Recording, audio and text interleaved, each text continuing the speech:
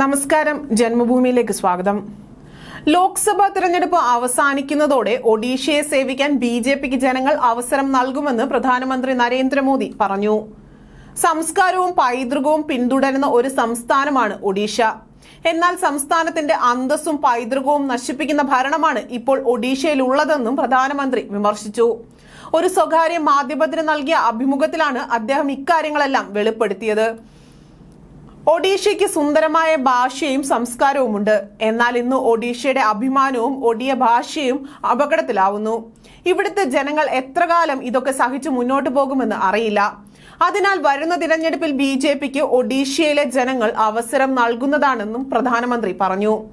കേന്ദ്രതലത്തിൽ ബിജെപിക്ക് ബിജെഡി പലപ്പോഴും പിന്തുണ നൽകിയിട്ടുണ്ട്. അതുപോലെ മറ്റു പല പാർട്ടികളും ബിജെപിക്ക് പിന്തുണ നൽകുന്നു.